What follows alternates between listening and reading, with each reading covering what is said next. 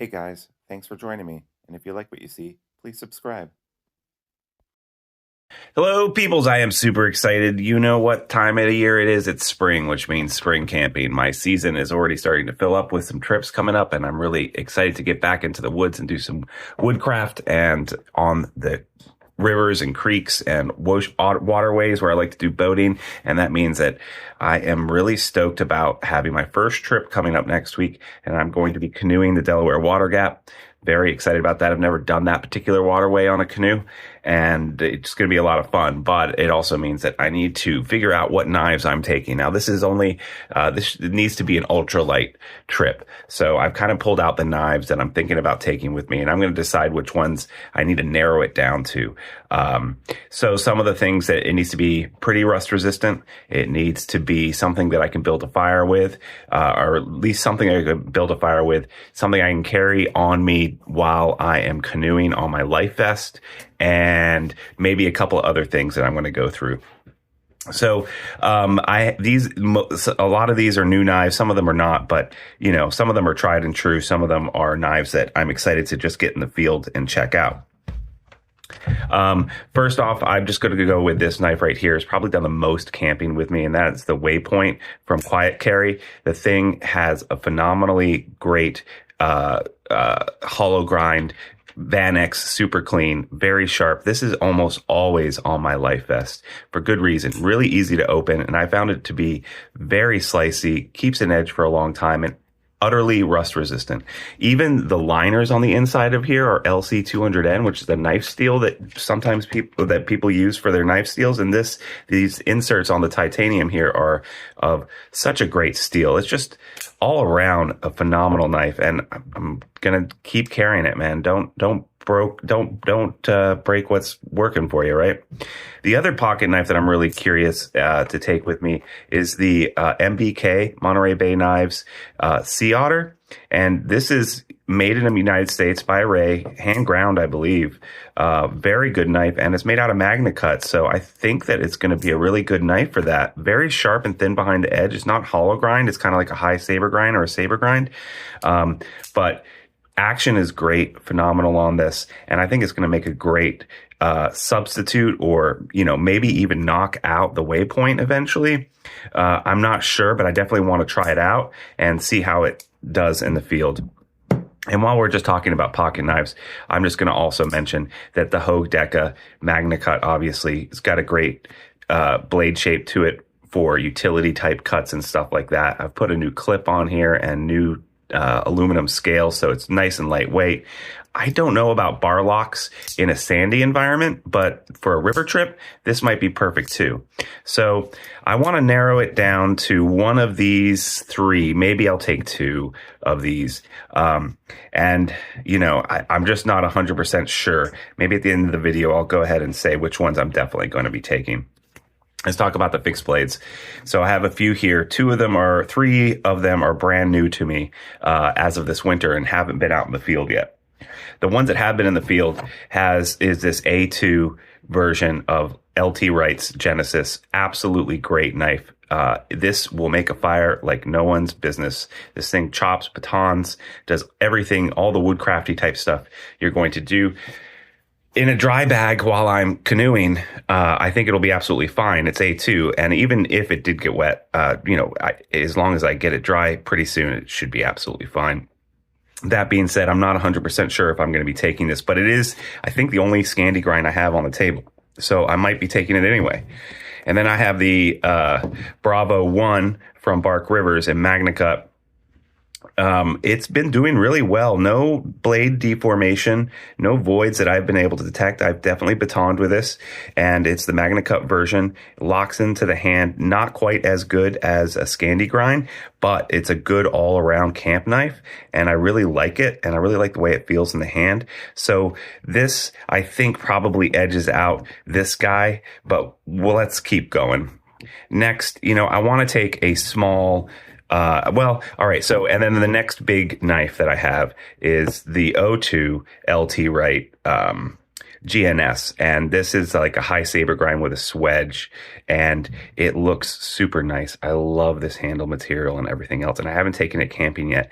I'm not sure if it's right for a canoe trip. This might be a good one to take on my next trip when I just go to the woods. But again, maybe not. I'm not 100% sure.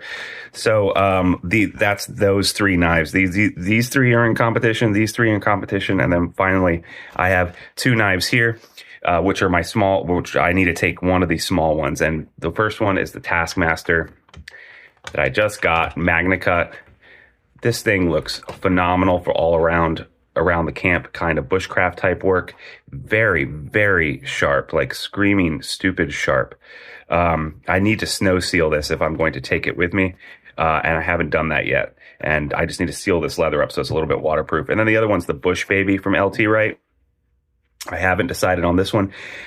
This one, I believe, is 01. It's been patinaed, so it will be a little bit rust resistant. But having said that, I think that I'm just going to go ahead and play it safe and maybe not take that. And then finally, the other third small one is A2, and this is the Frontier Trapper from LT Wright. This is a great little carry.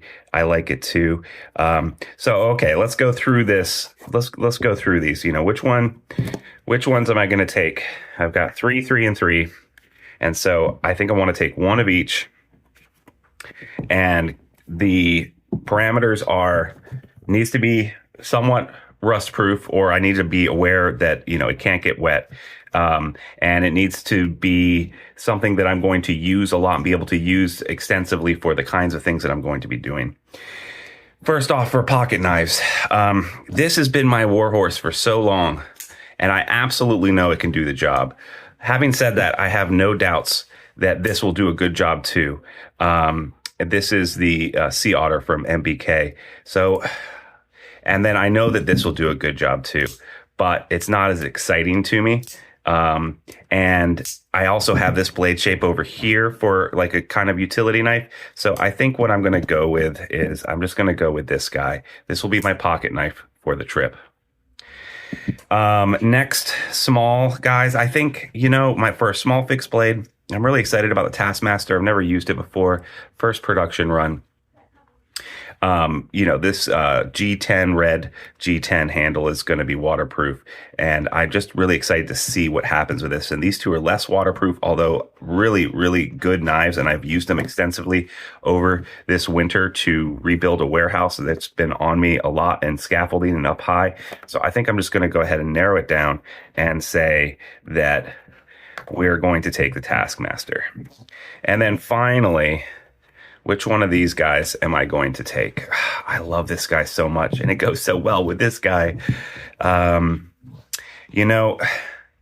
If this was just a little bit more waterproof, rust resistant, this O2 knife steel, I would take this in a heartbeat. Look at those nice black liners in there. So shiny and nice. Feels so good. This LT Wright is a little bit different than all of their others because of the handle shape. It almost feels like a Bark River, and I really like this. The color on this goes well with this guy here. But at the end of the day, I feel like I'm just going to go a little bit more rust resistant, even though this is more all around. And I want to then say that this guy too, although it's going to be great for making a campfire, I think it's definitely the heaviest knife on the table, and I think I'm going to pass on that, and I'm going to have to go with the Bark River again, which is strange because I always carry an LT Wright with me when I go camping, but it seems like this time maybe I'm not, which leads to a bigger thing, hey, LT Wright, can you make something with a little bit more stainless and less tool steel? Love tool steel, and I love your heat treats. They're absolutely phenomenal, but I'd like to take them on more boat type related trips, and so maybe if you did something that was, CPM 154, you guys use that occasionally. Maybe I just need to get a different knife steel from you guys and check that out. But anyway, this is what I'm going to go with. I'm going to go with the Bravo 1 for my big guy. I'm going to go with the Taskmaster, Jason Thone. I can't pronounce his name. I don't know if I did that right. His new one. I'm really curious to see this in the field. And then I'll go with the MBK. And those will be my 3 carries for my canoe trip. I can only bring 50 pounds of gear, and this is going to account for at least a pound of it, pound and a half. I don't have a scale on me, but yeah. So I think I have a good selection here. And you know what? I just realized all 3 of these are Magna Cut too. So, that will be an interesting field test too about their finishes and stuff. More highly polished knives are going to be more rust resistant. I have had experiences with MagnaCut rusting or getting a patina on them, but that's because of the finish they've had. I'm curious about this machine finish, this tumble finish here, how it reacts to water and stuff like that. So I think that's what I'm going to go with. What would you guys go with? Are you planning your first camping trip? Please let me know down below and what you're excited about for this spring and what it will bring to you. Thanks so much, guys. If you could like, comment, and subscribe, I'd really appreciate it. If you want to be entered to win a knife every month, all you have to do is support me by becoming a Patreon member, link down below, or supporting me on YouTube and just clicking that support button. Thanks so much, guys, and I'll see you next time on Sharp Ends. Bye-bye now.